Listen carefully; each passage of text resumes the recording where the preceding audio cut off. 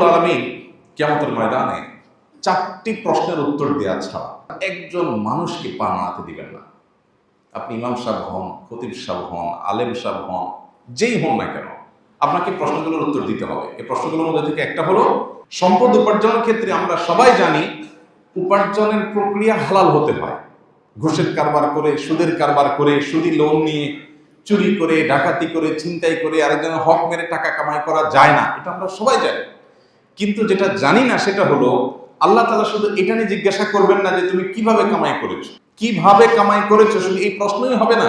এই প্রশ্নের পাশাপাশি আরেকটি প্রশ্ন করা হবে, কিভাবে ব্যয় করেছো। কামাই কিভাবে করেছো, ব্যয়ের প্রক্রিয়া কি ছিল, তুমি ব্যয় করতে গিয়ে সীমা ছাড়িয়ে চলে গেছো কিনা। ব্যয়ের ক্ষেত্রে একজন মুসলমান সবসময় মধ্যম পন্থা অবলম্বন করতে হবে। মিতব্যয়িতা, মধ্যম পন্থা ব্যয়ের ক্ষেত্রে, এটা আল্লাহ রাব্বুল আলামিনের প্রিয় বান্দা হতে গেলে খুবই গুরুত্বপূর্ণ একটি বিষয়। আল্লাহ সুবহানাহু ওয়া তাআলা কোরআন কারীমে সূরা ফুরকানের মধ্যে ইবাদুর রহমান বা আল্লাহর বান্দাগণ, আল্লাহর প্রিয় বান্দাগণদের তালিকা, যাদেরকে আল্লাহ নিজে বান্দা হিসেবে পরিচয় দিয়েছেন, যাদেরকে আল্লাহ তাআলা বান্দা হিসেবে স্বীকৃতি দিয়েছেন, সে আল্লাহ কর্তৃক স্বীকৃত বান্দা হতে হলে, আমরা তো সবাই নিজেকে আল্লাহর বান্দা বলি, কিন্তু স্বয়ং আল্লাহ আমাদেরকে বান্দা হিসাবে স্বীকৃতি দিচ্ছেন, অ্যাকসেপ্ট করছেন বিশেষ কিছু বৈশিষ্ট্যের বিনিময়ে। সে বৈশিষ্ট্যগুলো কি? সে বৈশিষ্ট্যগুলোর মধ্য থেকে একটা হলো, আল্লাহ বলেছেন ওয়াল্লাযীনা ইযা আনফাকু লাম ইউসরিফু ওয়া লাম ইয়াকতুরু ওয়া কানা বাইনা যালিকা কাওয়ামা। রহমানের বান্দাদের একটা বৈশিষ্ট্য হলো, তারা যখন ব্যয় করে তখন ব্যয় করতে গিয়ে তারা ইসরাফ করে না, তাকদীরও করে না, তার অপচয় করে না, অপব্যয়ও করে না। অজাগায় যেখানে খরচ করার দরকার নেই, অহেতুক সেখানে খরচ করা, এই কাজটাও তারা করে না। আর যেখানে খরচ করা দরকার কিন্তু সেখানে যতটুকু দরকার ততটুকু করে, এর চেয়ে বেশি করে না, অপচয় করে না। এটা গুরুত্বপূর্ণ একটা বিষয়। আজকের বাস্তবতায় আমরা যারা নিজেদেরকে মুসলমান দাবি করছি, এমনকি যারা মাশাআল্লাহ অন্যান্য ক্ষেত্রে প্র্যাকটিসিং মুসলিমের পরিচয় ধারণ করছেন, সমাজের কাছে স্বীকৃত প্র্যাকটিসিং মুসলিম হিসাবে, সেই ভাইদের মধ্যে, সে বোনদের মধ্যেও এই রোগটা এখন প্রকট আকার ধারণ করেছে। আমরা ব্যয়ের ক্ষেত্রে প্রচুর অপচয় করি, অপব্যয় করি, এবং এটার জন্য যে আল্লাহর কাছে জবাবদিহিতা আছে, এখানেও যে হালাল হারামের ব্যাপার আছে, আমরা অনেকে জানি না। আপনার উপার্জনটা হালাল, হালাল উপার্জনের টাকা দিয়ে আপনি যদি অপচয় করেন, সেটা কি হালাল হবে না হারাম হবে? আপনার উপার্জনটা হালাল, টাকা কামাই করছেন হালাল উপায়ে, মাশাআল্লাহ। এখন খরচ করতে গিয়ে যেখানে আসলে 10 টাকা খরচ করলে হয়, ওখানে অহেতুক 20 টাকা 30 টাকা খরচ করছেন একটু ভাবসাব জাহির করার জন্য। এই যে অপচয় করলেন, এটা কি হালাল হবে না হারাম হবে? হারাম হবে। কারণ আল্লাহ রাব্বুল আলামিন কোরআনে কারীমে বলেছেন, কুলু ওয়াশরাবু ওয়ালা তুসরিফু। তোমরা খাও, পান করো, পানাহার করো, আল্লাহর দেয়া উপার্জিত রিজিক থেকে তুমি পানাহার করতে পারো, সেটা হালাল, কিন্তু অপচয় করতে পারবে না। পানাহার করতে গিয়ে অপচয় করা যাবে না। আল্লাহ রাব্বুল আলামিন কোরআনে কারীমে আরো বলেছেন, ওয়ালা তাজআল ইয়াদাকা মাগলুলা ইলা উনুকিক ওয়ালা তাবসুতহা কুল্লাল বাসাত। তোমার হাত একেবারে তোমার কাঁধে এনে ওটাকে বেঁধে ফেলো না, অর্থাৎ বহিল হয়ে যেও না। হাত একেবারে বেঁধে রেখে দিও না, যে খরচই করবা না, কৃপণ হয়েও না। ওয়ালা তাবসুতহা কুল্লাল বাসাত। আর খরচ করতে গিয়ে আবার একেবারে সব ছেড়ে ছেড়ে দিলা, কোনো বাইন্ডিংস নাই, তোমার বিবেকে কোনো বাঁধ নাই যে কোথায় আমি খরচ করব, কতটুকু করব, কোথায় গিয়ে আমি থামবো খরচ করতে গিয়ে, এই হিসেব নিকাশ তোমার নাই, এরকমও যেন হইও না। সূরা ফুরকানের আয়াতে আল্লাহ সুবহানাহু ওয়া তাআলা বলেছেন শেষে, ওয়া কানা বাইনা যালিকা কাওয়ামা। অপচয় অপব্যয় এই দুইটার মধ্যবর্তী, দুইটাকেই পরিহার করে যতটুকু দরকার হয় ততটুকু খরচ করে রহমানের বান্দারা। আমাদের জীবনে আমরা যদি তাকাই, তো আমরা দেখব যে আমরা দৈনন্দিন জীবনে বিভিন্ন সময় অপচয় অপব্যয় করি।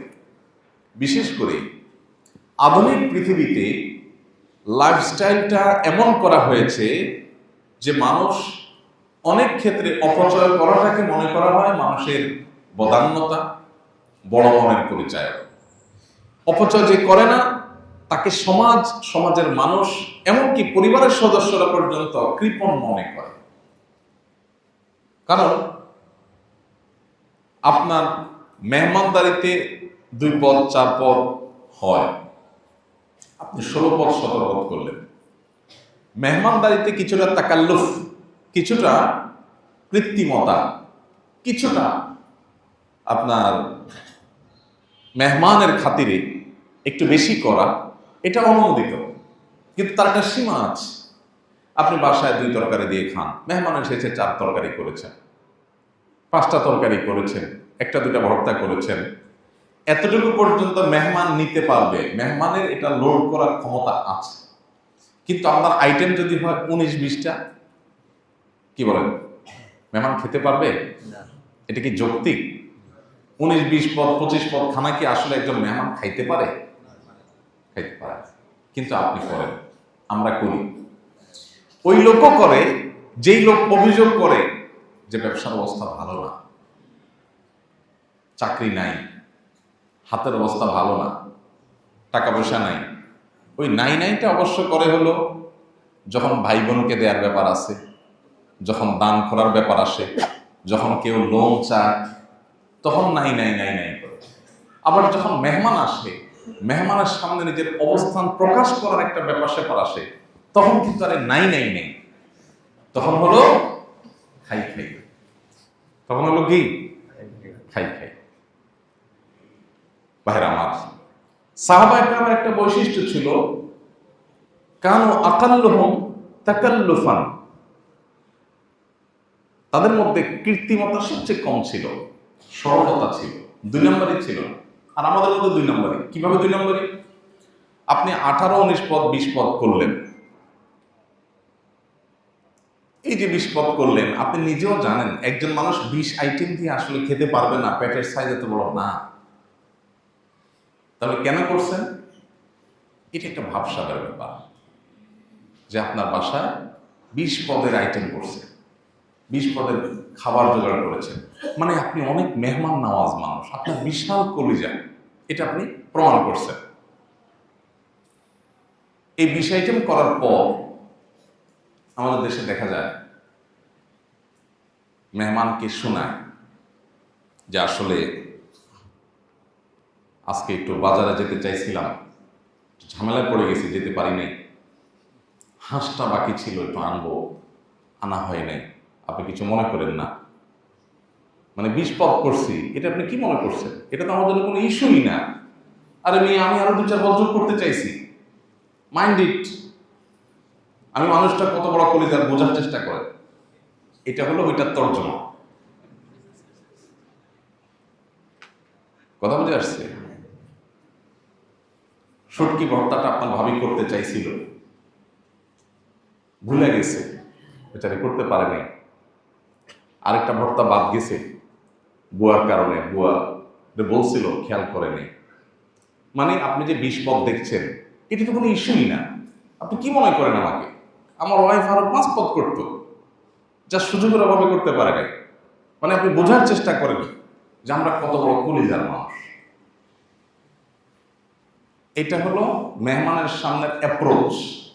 মেহমান চলে যাওয়ার পরে এবার জানাবো দুজনই,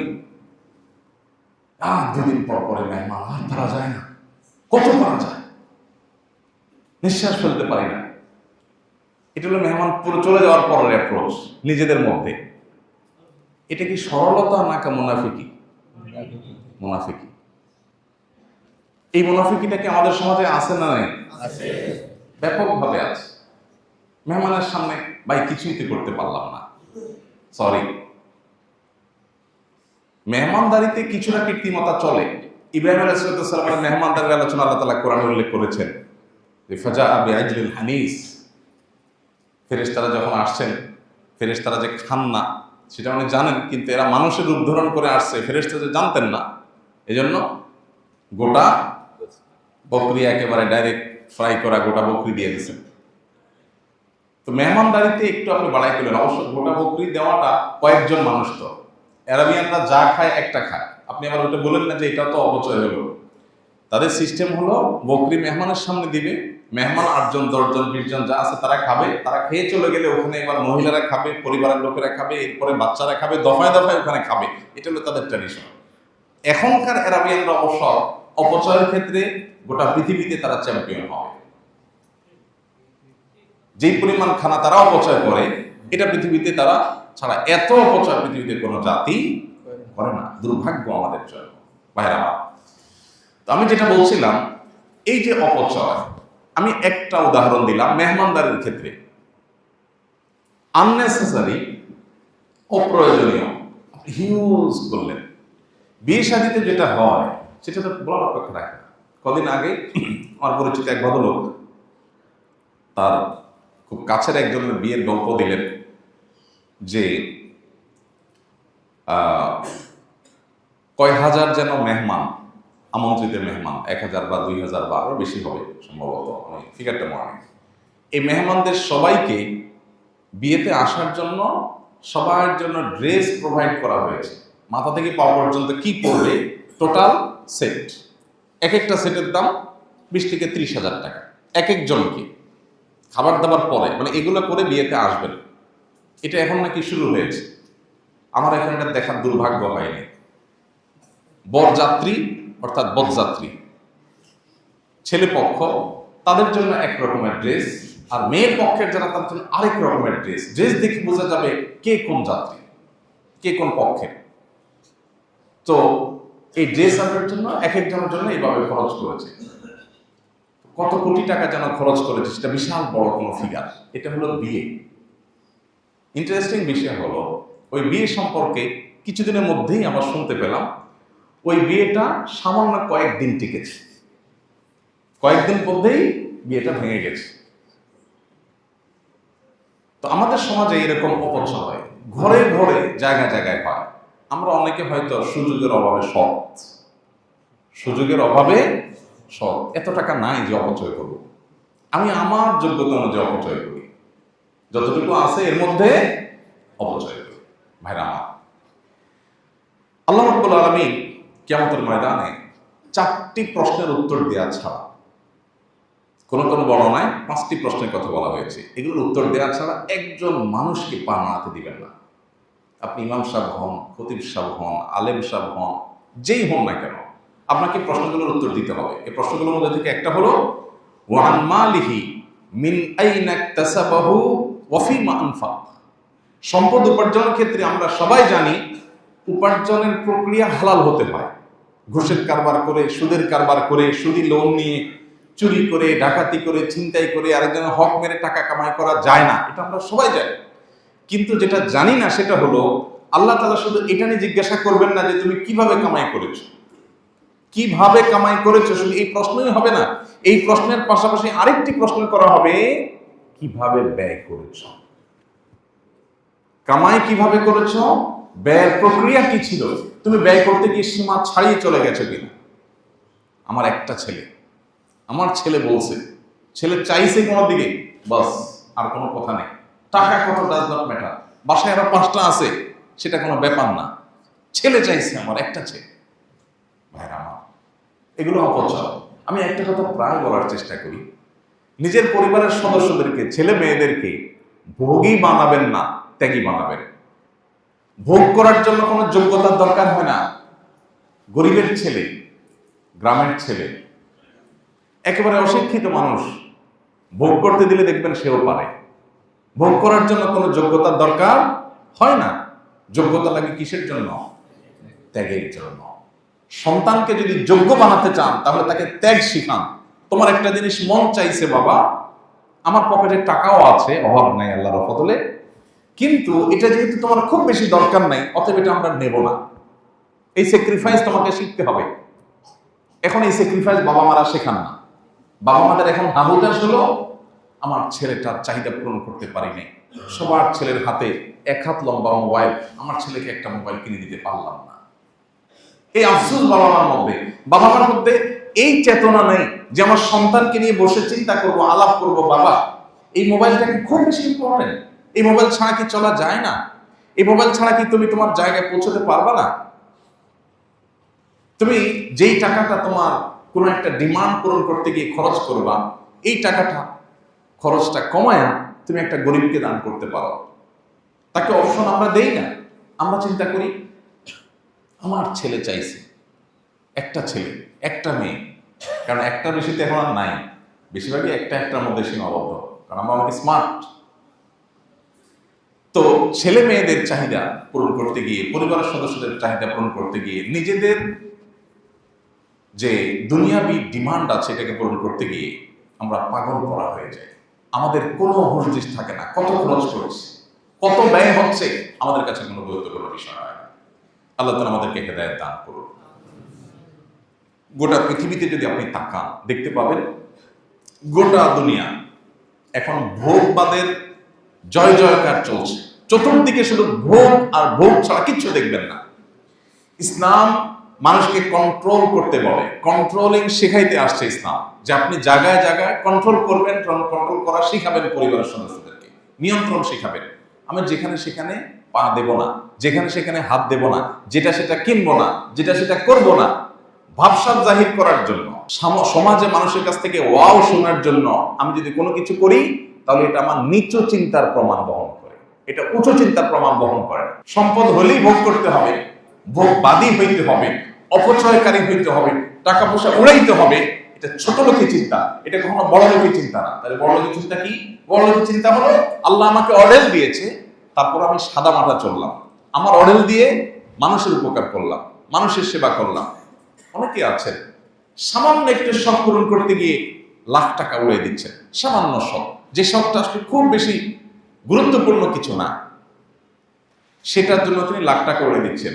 অথচ এই লক্ষ টাকা অনেক অসহায় পরিবার যারা বৃষ্টিতে তাদের ঘরে, কুড়ের ঘরে পানি পড়ে জবজব করে, শীত নিবারণ করতে পারে না, 1 লক্ষ টাকা দিলে তারা মাথা গোজাবার জন্য একটা ছোট টিনের ঘর করতে পারে, একটা পরিবার একটা স্থায়ী সমাধান হতে পারে, বছরকে বছর সেখানে বসবাস করতে পারে পরিবার নিয়ে, বাচ্চাদেরকে নিয়ে। আমি সেটা মাত্র আমার সামান্য একটু সম্পূর্ণ করার জন্য খরচ করছি। এক বিন্দু পরিমাণ বুকের মধ্যে আমার অপরাধ বোধ আমার মধ্যে জাগ্রত হচ্ছে না, আমার মধ্যে একটু বাধা আসছে না, একটু আমার সেন্স কাজ করছে না। এটা ইন্ডিকেটর। কিসের ইন্ডিকেটর? যে আমি আসলে ফাসিক আছি, আমি আখিরাতমুখী না, আমি আল্লাহমুখী না। গোটা পৃথিবীতে ভোগবাদের জয় জয়কার। ভোগবাদকে এমন ভাবে প্রতিষ্ঠা করা হয়েছে যে লাইফ যত এক্সপেন্সিভ হবে তত উন্নত দেশ। গোটা পৃথিবীতে তাকান, যেই দিকে তাকাবেন, যেই দেশে যাবেন, যেই দেশে লাইফ যত বেশি এক্সপেন্সিভ, যেখানে জীবন ধারণ করতে 1 গাদা টাকা লাগে, সে দেশ তত উন্নত। এটা হলো আমাদের কাছে উন্নত হওয়ার ডেফিনিশন। স্বামীর একার উপার্জনে চলতে পারে না, স্ত্রীকেও কামাই করতে হয়, সেটা উন্নত। এই যে উন্নতির যে ডেফিনেশনটা আমাদের ব্রেইনে সেটেল হয়ে আছে, এস্টাবলিশড হয়ে আছে, আমাদের সমাজে প্রতিষ্ঠিত হয়ে আছে, এই জায়গাটাকে আমাদের একটু ভাবতে হবে, আসলে কি এটা উন্নতি? স্বামী স্ত্রী দুজন মিলে পাবে যাচ্ছেন, দিনভর ছুটাছুটি করছেন, দুজনেই 8 ঘন্টা 8 ঘন্টা ডিউটি করে আসছেন, করে 1 গাদা টাকা কামাই করছেন। আর স্বামী বাহিরে উপার্জন করেছেন, স্ত্রী বেস্তরের সাইডটা খুব ভালো করে দেখভাল করেছেন, স্বামীর জন্য যে প্রস্তুত থেকেছেন, বাসাকে প্রস্তুত করে রেখেছেন, ইন্টারনাল ইস্যুগুলো ডিল করেছেন, ছেলে মেয়েদের বিষয়গুলো খুব ভালো করে দেখাশোনা করেছেন। কিন্তু উপার্জন খুব বেশি করতে পারেন নাই, যেহেতু দুজন উপার্জন করছেন না। সুখ কি প্রথম অপশনে বেশি হবে না দ্বিতীয় অপশনে বেশি হবে? কোনো সন্দেহ আছে? ভাইরা আমার, গোটা দুনিয়ার দিকে তাকান, দেখবেন যে উন্নত বিশ্বে যারা গরিব, তারা গরিব কেন? বাসায় ওয়াশিং মেশিন নেই। অবশ্য বাসায় ওয়াশিং মেশিন তাদের সবার বাসায় আছে। তাহলে গরিব কেন? গরিব এই জন্য যে তাদের যে টাকা আছে এই টাকা দিয়ে মাঝে মধ্যে ট্যুরে যাবে, এটা যেতে পারছে না, ওয়াইন কেনার টাকা নেই, এই জন্য গরিব। আর আমাদের দেশে এখন গরিবের সংখ্যা চেঞ্জ হয়ে গেছে। একজন গরিব কেন? কারণ তার একটা পছন্দের বাইক আছে, মাত্র 3-4 লাখ টাকা দাম, সেটা কিনতে পারছে না, এই জন্য সে গরিব। আরেকজনের বাসায় ওয়াশিং মেশিন নেই, সেই জন্য সে গরিব। আরেকজনের বাসায় এই ফ্যানের গরমে, এই গরমে ফ্যান চালায় থাকতে হয়, এসি নেই, সেই জন্য তিনি গরিব। অবশ্য গরিব এই সমাজের সব লোক, আমরা সবাই কি গরিব। নবী করিম সাল্লাল্লাহু আলাইহি ওয়াসাল্লাম চমৎকার বলেছেন, স্বর্ণের অক্ষরে লিখবার মতো একটা হাদিস। আমি বারবার এই হাদিস আপনাদের হয়তো শুনিয়েছি। তিনি বলেছেন, লাইসাল গিনা বিকাসরাতিল আরদ, অনেক উপায় উপকরণ, অনেক জিনিসপত্র, অনেক সহায় সম্পদ থাকলে এটাকে ধনী হওয়া বলে না, এটাকে সচ্ছলতা বলে না। তাহলে সচ্ছলতা কি? নবীজি বলেছেন, ওয়ালাকিন্নাল গিনা গিনান নফস, সচ্ছলতা হলো যদি কেউ মনের দিক থেকে সচ্ছল হয়। মনের দিক থেকে সচ্ছল হওয়ার উপায় কি? উপায় হলো আমি যেই অবস্থায় আছি এই অবস্থায় তৃপ্তির ঢেকুর তুলে বলবো আলহামদুলিল্লাহ, আমি অনেক সুখী আছি, আমার দরকার নেই। একজন ঢাকায় ভাড়ায় থাকেন, সামান্য বেতন পান, ফ্ল্যাট কেনার কথা চিন্তা করতে পারেন না। আল্লাহর বান্দা এই অবস্থাকে যদি অ্যাপ্রিসিয়েট করেন, এই অবস্থাকে তিনি যদি স্বাগতম জানাতে পারেন, তিনি যদি এনজয় করতে পারেন যে ফ্ল্যাটের মালিক আর আমার মধ্যে পার্থক্য কি, সেও ফ্ল্যাটে থাকে আমিও ফ্ল্যাটে থাকি, সে নিজেরটা থাকে আমি বাড়াতে থাকি, বেশ কম কি, বরং তার চাইতে আমি আরো ভালো, সে নিজেরটা বন্দি থাকে, আমি আজকে একটা থাকি কালকে একটা থাকি। আমার যখন ঢাকায় নিজের থাকার জায়গা ছিল না, তখন আমার মিসেস এই ভূমিপল্লীতে বহুদিন আমরা ছিলাম। তো ভূমিপল্লীতে আমার মনে আছে এখানে যে কয়টা বাড়িতে ভাড়া ছিলাম আমরা কোনো ইউজড ফ্ল্যাটে উঠি নাই কখন। আমার ওয়াইফের একটা দৃষ্টিভঙ্গি হলো, সে বলে যে নতুন নতুন বাসায় উঠবো, কেউ ইউজ করে নাই, আমরা যে ওটা উদ্বোধন করব, বরকত দিয়ে আসবো, বিল্ডিং করবে বাড়িওয়ালা, কোটি কোটি টাকা খরচ হবে, তা আমি মাত্র 15,000-20,000 টাকা দিয়ে থাকবো। 2 বছর 3 বছর থাকলাম, আবার মনে চাইছে আরেক জায়গায় যাবো, চেঞ্জ করে চলে যাবো। তাহলে যার ফ্ল্যাট নাই সে নিজেকে প্রবোধ দেওয়ার, সান্ত্বনা দেওয়ার, বরং খুশি হওয়ার, মনের ভেতর থেকে সত্যিকার অর্থে শুকরিয়া জানাবার বহু অপশন তার হাতে আছে। কিন্তু সে কি করে? শয়তান তাকে কি করে? ভয় দেখায়, শয়তান তাকে নিরাশ করে। সে বলে স্যাড, ব্যাড, আমার একটা ফ্ল্যাট নেই, অমুকের আছে, তমুকের আছে, আমার নাই। জামাই বউ দুজন মিলে গালে হাত দিয়ে বসে আছে, মন খারাপ। কেন? কি সমস্যা? ভাতও আছে, তরকারিও আছে, চালও আছে, ফ্রিজে খাবারও আছে, পকেটে টাকাও আছে, ফ্ল্যাট নেই। এই জন্য তিনি অভাব বোধ করছেন। নবীজি সাল্লাল্লাহু আলাইহি ওয়াসাল্লাম বলেছেন, ওয়ালাকিন্নাল গিনা গিনান নফস, মনের সচ্ছলতা হলো আসল সচ্ছলতা।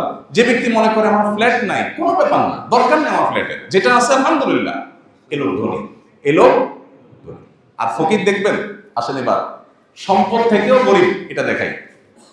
আমি এর আগেও আপনাদের বলেছি এক্সাম্পল। 6 তলা পারমিশন পাইছে, 6 তলাই করছে, এরপরে রড বাইর করে থুয়ে দিচ্ছে। ছাদে উঠলে দেখবেন রড বাইর করা। কেন রে ভাই? 6 তলার পারমিশন পাইছে, 6 তলা হয়ে গেছে, রডগুলো কেটে সুন্দর করে ছাদটাকে সাজান না, রড বাইর করে দিচ্ছে।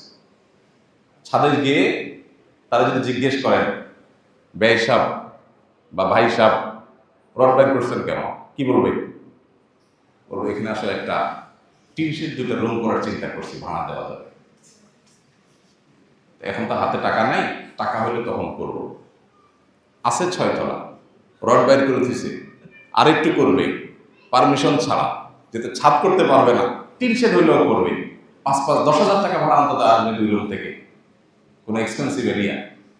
তো এই লোকটার হাতে এখনো টাকা নাই, কিন্তু তার এখনো সব বাকি আছে, চাহিদা আছে, টাকা নাই। গরিব না ধনী? গরিব না ধনী? চাহিদা আছে, টাকা নাই, নিশ্চয়ই গরিব। এ হলো গরিবের একটা চিত্র। আর ধনীর চিত্র দেখাইলাম, থাকে ভাড়া বাড়িতে, ফ্ল্যাট প্লট কিচ্ছুই নেই, বাড়িও নেই, কিন্তু আল্লাহ যা দিয়েছেন এটাতে সে অনেক সুখী এবং হ্যাপি। নবী সাল্লাল্লাহু আলাইহি ওয়াসাল্লামের ভাষ্য অনুযায়ী ওয়ালাকিন্নাল গিনা গিনান নফস, এই লোক হলো ধনী। কারণ তাকে যদি জিজ্ঞেস করেন, ভাই আপনার যে ফ্ল্যাট নাই, কোনো দুঃখ হয়? সে বলবে না, আলহামদুলিল্লাহ, কোনো সমস্যা নেই, আমার ফ্ল্যাট নাই মানে ঢাকা শহরের সব ফ্ল্যাট আমার, যেটা ভাড়া উঠবো ওইটাই আমার, ওই মাসের জন্য তো আমি আছি মালিক, আলহামদুলিল্লাহ। মরে গেলে যেগুলো সব সেও রেখে যাবে, আমিও রেখে যাবো, বেশ ক্ষমতা তার সাথে আমার কোনো নাই। মানুষ যখন আলহামদুলিল্লাহ বলতে চায়, তার হাজারটা অপশন আছে, আর যখন আলহামদুলিল্লাহ বলতে চায় না, তখন হাজারো কোটি টাকার মালিক হওয়ার পরও তার আফসোস এবং হামতাস করার অপশন আছে। নবী করিম সাল্লাল্লাহু আলাইহি ওয়াসাল্লাম মানুষকে এই জীবন দর্শনটা দিতে চেয়েছেন।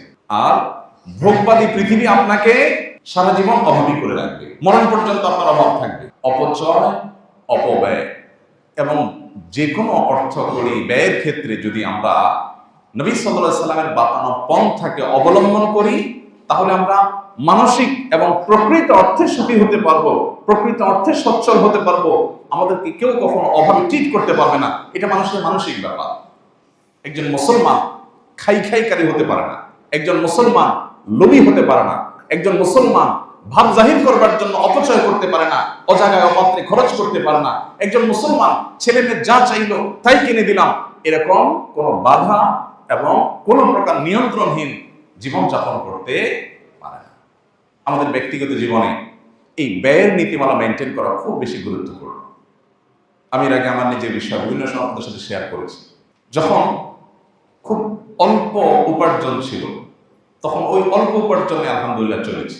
আমার মনে হয় না আমার পরিবারের সদস্যরা, আমরা মাঝে মধ্যে এখনো আলোচনা করি যে এমন সময় ছিল যখন একটা ডিম আমরা 4 টুকরা করে খেতে হয়েছে, 2 বাচ্চা 2 টুকরা, আমরা স্বামী স্ত্রী 2 টুকরা। আলহামদুলিল্লাহ আজকে টাকা নাই, একটা ডিম কিনেছি। ধার দেনা করে আমার 4টা ডিম খেতে হবে, এই টেন্ডেন্সি কখনো আলহামদুলিল্লাহ ছিল না এবং কখনো করিও নেই। আমি মনে করে সেই সময়ের কথা আমি মনে করে কয়েক বছর কাটিয়েছি। কোনো দোকানদার বলতে পারবে না যে একটু ভোগের জন্য কোনোদিন দোকান থেকে কখনো 10 টাকা বাকি নিয়েছে, নাই, ক্ষমা, আলহামদুলিল্লাহ। এবং এটার জন্য কোনো দুঃখও নেই, না যে এটার জন্য কোনো দুঃখও নেই, বরং ওই যে 6 তলার পর রড বের করে রেখেছে, এদের দেখে আমার মায়া হয়, করুণা হয়, আহারে বেচারা অভাব, আল্লাহ আমার মধ্যে অভাব রাখেননি। এই জন্য ভাই, অপচয় অপব্যয় বন্ধ করবো তো আমরা ইনশাআল্লাহ। বিবাহ কেন্দ্রিক অপচয়, এটা তো ঘরে ঘরে জনে জনে, এটা না করলে তো কোনো ভাবসাবই থাকে না, এলাকার মান সম্মানই থাকে না। বেশাব মানুষ খাওয়াইতে হবে 200-300, বিশাল ডাকডোল পিটাইতে হবে। চিটাঙের দিকে বিয়ে উপলক্ষে রিক্সা চালক বেচারা গরিব মানুষ, দিনমজুর, তারপরও তার আধা কিলোমিটার রাস্তায় লাইট লাগাইতে হবে। তার নিজের বাড়িতে বিদ্যুৎ আছে কিনা সন্দেহ, কিন্তু বিয়ে উপলক্ষে ওই আধা কিলোমিটার ভাড়ায় লাইট লাগাইতে হবে। এগুলোর বিরুদ্ধে আমাদের একটা সামাজিক সচেতনতা এবং সামাজিক সংগ্রাম আমাদের মধ্যে গড়ে তুলতে হবে, তা না হলে আমরা কখনো প্রকৃত সুখের দিকে যেতে পারবো না। আমাদের ব্যক্তিগত জীবন থেকে নিয়ে রাষ্ট্রীয় জীবন পর্যন্ত অপচয় যদি আমরা বন্ধ না করি, তাহলে আমাদের অভাব কখনোই বন্ধ হবে না। আর একজন মুসলমান হিসাবে আমার অভাব থাকুক আর না থাকুক, অভাব থাকুক বা না থাকুক, আমি লৌকিকতা করতে গিয়ে, প্রদর্শন করতে গিয়ে, মানুষকে দেখাতে গিয়ে, ভাবসাব জাহির করতে গিয়ে, মনের তথাকথিত স্বাদ আহ্লাদ এগুলো পূরণ করতে গিয়ে আমি যদি প্রয়োজনের চাইতে একটু বেশি খরচ করি, আল্লাহর কাছে জবাবদিহি করতে হবে। আমরা অনেকেই স্মার্টফোন কেনার ক্ষেত্রে দেখা যায় যে আমার যে ফোনটা আছে এটা চলে, কিন্তু লেটেস্ট একটা চলে আসছে, এখন এইটা না কিনলে আর ইজ্জত থাকে না, কারণ সবার হাতে ওইটা আছে। এর রোগটা আছে না নেই বলেন? আছে। অনেকে আছেন একদম সবচেয়ে লেটেস্ট মডেলের একটা সেট কিনে ওই বন্ধুদের কাছে যাচ্ছেন। আমাদের প্রবাসী অনেক ভাই আছেন, দেশে আসার সময় সবচেয়ে দামিটা কিনে আনছেন। কেন? কারণ বাজারে যাওয়ার পরে মানুষ দেখে বলবে, ভাই এটা কি সেট, দেখিনি তো আগে, ওইটা নতুন বাইক হয়েছে আর কি, এখন দেশে আসেনি। মানে বোঝার চেষ্টা করো আমি মানুষটা কে, তোমরা যেটা চোখে দেখো না মিয়া, ওইটা আমি নিয়ে আসছি, বুঝো? এই হলো তর্জমা, এটা হলো মোড়ের তর্জমা। এই ধরনের মূর্খতা এখন জনে জনে ঘরে ঘরে। আল্লাহ তাআলা কোরআনে কারীমে এই বিষয়ে আমাদেরকে বারবার করে সাবধান করেছে, ওয়ালা তুসরিফু ইন্নাহু লা ইউহিব্বুল মুসরিফিন, তোমরা অপচয় করো না, আল্লাহ তাআলা অপচয়কারীদেরকে পছন্দ করেন না। অতএব নেককার হতে হলে, দিনদার হতে হলে, জান্নাতি মানুষ হতে হলে, ইবাদুর রহমানের কাতারে শামিল হতে হবে হলে আমাদের ব্যক্তিগত জীবনে, পারিবারিক জীবনে, রাষ্ট্রীয় জীবনে সব ক্ষেত্রে অর্থের অপচয় বন্ধ করতে হবে, খাবার দাবার অপচয় বন্ধ করতে হবে, সব ক্ষেত্রে অপচয় অপব্যয় এটা বন্ধ করতে হবে, মিতব্যয়ী হতে হবে, মধ্যমপন্থী হতে হবে। আল্লাহ সব ক্ষেত্রে মধ্যম পন্থা পছন্দ করেন। আপনি কথা বলবেন সীমাতিরিক্ত লাউডলিও হবে না, আবার খুব আস্তে আস্তে বলবেন যেটা বিরক্তিকর সেটাও হবে না। আপনি হাঁটবেন একবারে খুব আস্তে আস্তে হেঁটে মানুষের বিরক্তির কারণ হবেন সেটাও হবে না, অতি দ্রুত হাঁটবেন সেটাও হবে না। আল্লাহ তাআলা কোনো ক্ষেত্রেই মানুষের সীমা লঙ্ঘনকে পছন্দ করেন। আল্লাহ চান সব ক্ষেত্রে আমরা মধ্যম পন্থা অবলম্বন করব। আমার অ্যাপ্রোচের মধ্যে ঢিলামিও থাকবে না, অতিরিক্ত টাইটও থাকবে না, মধ্যম পন্থা থাকবে। সব ক্ষেত্রে আল্লাহ তাআলা মধ্যম পন্থাকে পছন্দ করেন। আমাদের দিনটাই হলো মধ্যমপন্থী দিন। আমরা উম্মতই হলাম ওয়াকাযালিকা জাআলনাকুম উম্মাতান ওয়াসাতা, মধ্যমপন্থী উম্মত। অতএব এটার জন্য পারিবারিক ডিসিশন খুব গুরুত্বপূর্ণ ব্যাপার। আপনি মসজিদ থেকে শুনেছেন, মোটিভেটেড হয়েছেন, এটাই যথেষ্ট না। আপনার পরিবারের সদস্যদেরকে নিয়ে বসতে হবে। অপব্যয় কেন করব না, কেন মিতব্যয়ী হবো আমরা, সে বিষয়ে তাদেরকে আলাপ শোনাতে হবে, তাদের সাথে আলোচনা করতে হবে, তাদেরকে কনভিন্স করতে হবে। পুরো পরিবার যখন সম্মত হবে, তারা যখন সবাই মোটিভেটেড হবেন, কনভিন্সড হবেন, তখন ইনশাআল্লাহ আপনার সামনের যাত্রাটা সুন্দর হবে। আর না হলে আপনি বলবেন মেতিলই হই, আপনার ওয়াইফ বলবে তুমি আসলে কৃপণ মানুষ, এখন ওয়াজ শুনতে আসছো। বউ বাচ্চারা আপনাকে ভিন্ন কথাও শোনাবে। এই জন্য তাদেরকে কনভিন্স করতে হয়, গোটা পরিবারকে দিন বোঝাতে হয়। ইসলামের জীবন দর্শনটা হলো আমরা খাই বাঁচার জন্য। মুসলমানরা খাই কিসের জন্য? বাঁচার জন্য। আর অমুসলমান বাঁচে খাওয়ার জন্য। যাদের ঈমান নাই আখিরাতের প্রতি, তারা বাঁচে কিসের জন্য? খাওয়ার জন্য। পার্থক্য বুঝতে পারছেন? নবী সাল্লাল্লাহু আলাইহি ওয়াসাল্লাম একাধিক হাদিসে তিনি এই কথা বলেছেন, কোমর যেন সোজা হয় সে পরিমাণ খাও, যে কোমর সোজা রেখে আল্লাহর ইবাদত করতে পারো। জীবন বাঁচাবার প্রয়োজনে খাবার খাও। তাহলে খাবার একটা হইলেই হলো। আর যে বাঁচে খাবারের জন্য, খাওয়ার জন্যই তার বেঁচে থাকা, তার তো বিভিন্ন রকমের খানা না হলে চলবে না। ইমানদারের যেহেতু জান্নাত আছে, আসল ভোগের জায়গা আছে, এটা তার কাছে কোনো গুরুত্বপূর্ণ ইস্যু না যে এখানে আমাকে অনেক কিছু খাইতে হবে। আমি একবার এয়ারপোর্টের দিকে যেতে, যে হোটেলটা হয়, কি নাম জানো, একটা লামেরিডিয়ান, ওই হোটেলে একটা বিয়ে পড়াইতে গেছিলাম। তো বিয়ে পড়ায় বের হয়ে আসছি, দেখি যে একটা মদের বার, ওইটার সামনে একটা বিজ্ঞাপন বড় করে একটা ফেস্টনের মতো, ওইটাতে লেখা আছে ট্রাই বিফোর ডাই। একটা মদের বোতলের ছবি দিয়ে লেখা আছে ট্রাই বিফোর ডাই। তো আমি ওখানে থেমে গেলাম। আমার সাথে যে কজন ছিল বললাম, ভাই একটু থামেন, একটু কাজ আছে। কি কাজ? ওরা একটু আশ্চর্য হয়ে গেল, মদের দোকানে আবার কি কাজ হুজুর? একজন আমার বললো, ভাই এখানে বেশি সময় পেবে দাঁড়ায় থাকেন না, কে কোত্থেকে ছবি তুলে বলবে হুজুর মদের দোকানে সিরিয়াল ধরছে, আরেক মুসিবত হবে। তাই আমি বললাম যে ছবি তুলো। ইন্টারেস্টিং একটা লেখা পাইছি, ট্রাই বিফোর ডাই। মানে হলো পরিষ্কার না, মানে তারা বলতে চাচ্ছে যে তাদের এই যে মদের ব্র্যান্ডটা, আপনি যদি মরে যান দুঃখ থেকে যাবে, এটা একটু চাইতে দেখলেন না কেমন? এটা খাওয়ার পরে আপনার মাতলামি, পাগলামি, ছাগলামি কোন লেভেলে পৌঁছে, এটা আপনি দেখার আগে দুনিয়া থেকে চলে গেলে এটা দুঃখের ব্যাপার হবে। এই জন্য মরার আগে একটু চেক করেন, দুঃখ নিয়ে মরেন না। আর ইমানদারের দৃষ্টিভঙ্গি হলো যে আমি যদি কোনো শখ থাকে আর পূরণ করতে না পারি, হালাল শখ যদি থাকে আর পূরণ করতে না পারি, আল্লাহ রাব্বুল আলামিন বিশেষ করে আল্লাহর জন্য যদি স্যাক্রিফাইস করি, আল্লাহ আমাকে সেটা জান্নাতে দান করবে। তাহলে ইমানদারের কি ট্রাই বিফোর ডাই এর কোনো থিঙ্কিং আছে, দরকার আছে? নাই। কত যে সমৃদ্ধ আল্লাহ আমাদেরকে করেছেন, কত যে ধনী আমরা, কত যে সচ্ছল আমরা, আমাদের চিন্তার জায়গাটা যে কত স্ট্রং, কত মজবুত, কত সুদৃঢ়, আর ওরা যে কত মিসকিন, কত অসহায়, কত অভাবী, এই পার্থক্যটা আমরা অনেক মুসলমান করতে পারি না। আল্লাহ তাআলা আমাদেরকে ইসলামের নিয়ামতের জন্য শুকরিয়া আদায় করার তৌফিক দান করুন। ইসলাম শুধুমাত্র নামাজে রোজাতে নয়, আমাদের আয় ব্যয়, জীবন ধারণে সব ক্ষেত্রে ইসলামকে সত্যিকার অর্থে চর্চা করা, ধারণ করবার, কোরআন এবং হাদিসের বাতানো পথে আমাদেরকে আল্লাহ তাআলা জীবন পরিচালিত করার তৌফিক দান করুন।